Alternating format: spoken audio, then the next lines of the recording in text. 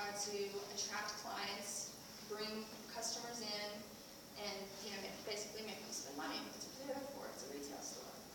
So as a manager, it's more fun because you get a little more power to do these sorts of things. Like especially being a kid, I mean, you can imagine I would host Princess Day. We would paint nails, have the little girls come dressed up in tutus. Like you just create fun things, and it makes the environment of working in a retail store more fun because you're interacting with customers and they're having fun, and it's just a really good environment within your department.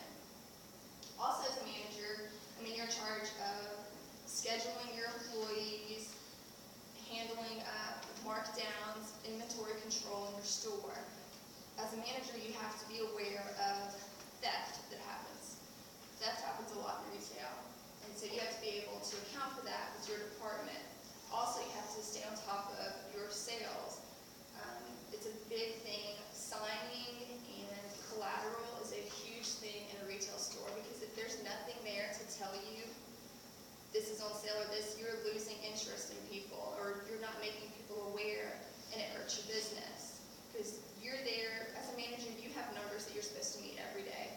You have last year's numbers that you're trying to beat because the next year you want to make more money. So you have to be on top and come up with all these different ways to make sure you're in control of your area, to make sure you're meeting these numbers and that you're making it happen. After being a manager, I was promoted as an assistant buyer for men's sportswear. This is when I'm at the corporate office in Little Rock right now, and this is when I first transferred over there. As an assistant buyer for men's sportswear, now you're finally getting into a corporate level, and because we actually have divisional offices and we have corporate. For corporate, you're in charge of all 280 something stores that we have, buying for everybody. As a divisional, you have a set like regions that you would be in charge of. So as corporate, your numbers are like huge, and you have to know your business by store, even though you have other people that can do that for you. So in moving here, I was introduced to the beginnings of product development. Because Dillard's has in-house brands, we actually develop what we are producing and selling in the stores with our brands. With sportswear, I'm an assistant buyer. There's actually two assistant buyers. So sportswear is considered, we had a knitwear assistant, and then I was a sportswear, which is like woven shirts, and then your buyer, and then we had two designers that we worked for. You had the knit designer and the woven designer. So how it works is the designer goes overseas, and they basically shop the market looking for new trends, colors, different collars, buttons. Like they pick up on details that are supposed to be, big, huge thing for next year, because you want to attract people. You got to have something new. You got to have something new.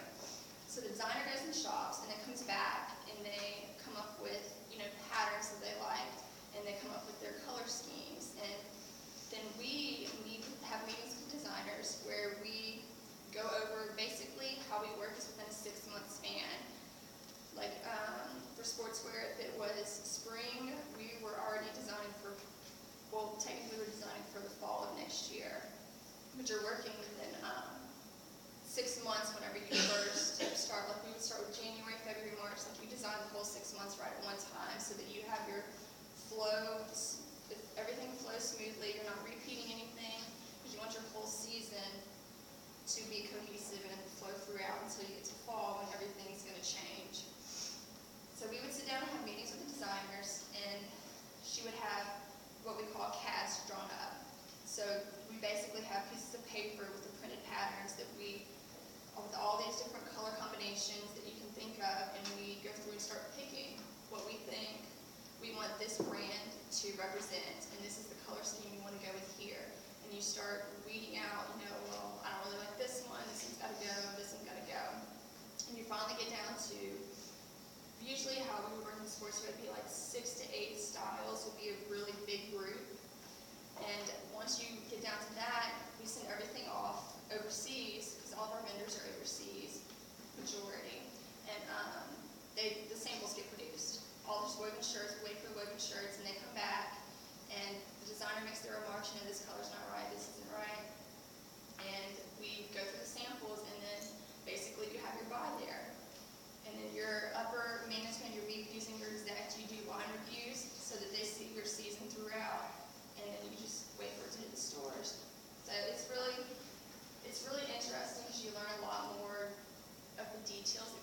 into actually creating this. And you have to pay attention as a buyer because, you know, certain fabrics cost this, or, you know, if you have this color done or this treatment done to this shirt, your cost goes up $2. And then when I was actually working in the sportswear department, it's when cotton prices were really high. So you're trying to find alternatives for, well, is there different fabric companies besides cotton? Like, everything works in itself because not only do you want to make money as a buyer, but your bosses are going to be on you because they want to make sure you're making money for the company as well. And so every single little detail counts because, I mean, your couple cents here and there adds up eventually. Plus,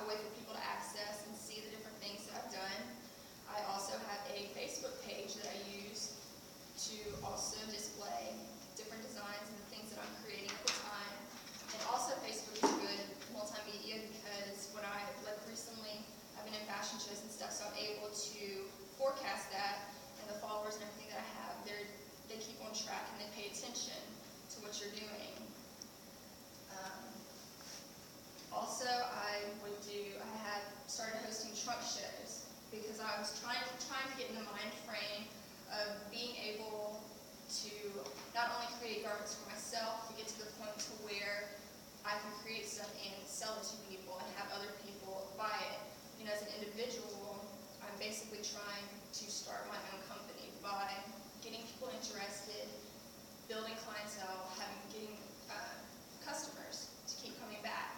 So I started hosting, I had a few trunk shows to try to get friends of friends, basically, and just show your work and get involved. Well, when I was living down in Louisiana, New Orleans is growing very well into the fashion industry with their fashion shows and stuff. So I got involved in my first Fashion Week NOLA. I actually did it 2 years ago. 2011 was the first time I did it. I got involved in that, another show called Alegria. In college, when I was here, I got involved with the fashion board fashion shows, the International Fashion Fiesta show. I mean, anything you can do to get your name out there. If this is what you want to do, you have to make yourself have an opportunity to be able to display yourself to other people, because it's not just going to happen by itself. Nobody's going to know who you are unless you make them know who you are. So recently I got involved again in Fashion Week New Orleans this year in March, and the process of even getting picked to show, because they ended up picking 12 people, because there's 2 parts to the show. You can either be a participant as a top designer competitor, which is what I did, or you can be an established designer, and basically you're just showing your collections, your new season collection. You're basically already have a name out there, so you're just making people aware of the new stuff that's coming in. So as a top design competitor, I had to submit, there was an application process where we had to answer a few questions, and I had to submit a couple photos of work that I've done. And then through that, I think you had to submit it by December or November, and then in January they let you know if you make it. So the whole month you're like, okay, do what I need to do. So I got chosen. In my process, I'm just going to tell you a little bit about how I sort of work when I do a collection. I started out with what I call as a trend board. I buy a huge blank board, and I either cut out pictures of either dresses or different details that I really like, and I make notes of different things that I see, or if I see a picture of like certain color schemes that I like together. And so I fill up this whole board, and I start to try to collaborate, okay? Because you usually end up getting a lot of different stuff. I know in my head, I'm like, oh, I like this. But you can't, as a designer, you have to learn to edit yourself, because as many ideas as you have, you cannot fit everything into, we do 10 pieces, which is a good deal, but you still, as a designer, those of you that are going to design, there's just so many ideas that you want to do. You just have to learn to, maybe at a later time you'll work on this. You have to pick your line of focus and go for it. So I have my trend board. Then I would start going fabric shopping. And fabric shopping, it can be difficult, because I know in an area where I live, in Little Rock, there's not very many options. I have a Joann's and Hancock's, which doesn't give me much to work with. So you have to learn to use other outlets like online shopping.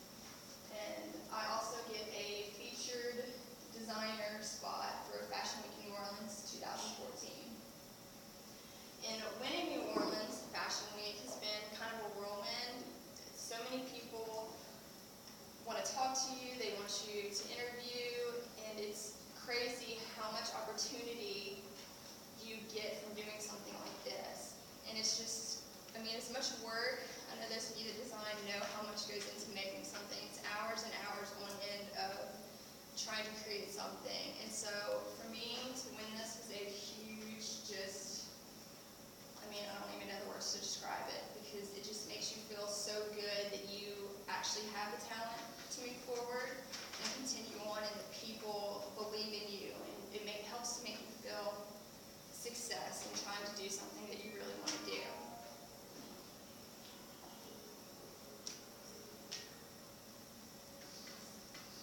Long-term career goals. I'm hoping to, like I said, I get placement in Hemline Boutique. I'm hoping from that I'll be able to continue a relationship with their store, and I'm also wanting to grow with other boutiques around different areas. Eventually, I hope to be, nationwide, around all the world, if that happens, hopefully. But learning to grow, have other people in different areas, and just grow my brand into what I think it can be. I also, knowing how hard it is to be an emerging designer and trying to make all these things happen, I want to start a design firm that helps emerging designers get to this point without having to go through all the grunt work that it takes to get here, just to cut out, because there's so many talented people that don't get opportunities, and I want to start a firm that gives these people an opportunity and doesn't make it so difficult to get into the business. I also want to get a lot more into style photo shoots and stuff. I know I do my own photo shoots for my designs, but that's something I'm also really interested in. And I'm hoping to one day get to the point to have an annual charity fashion drive. I'm from Mississippi, and it would be cool to be able to have a fashion show that I can go back every year and do. And I feel that fashion is always about, what's new, what's new, what's new. Well, why not have a fashion show that, since you're going to see what's new, get rid of your old and donate it to a good cause. So that's another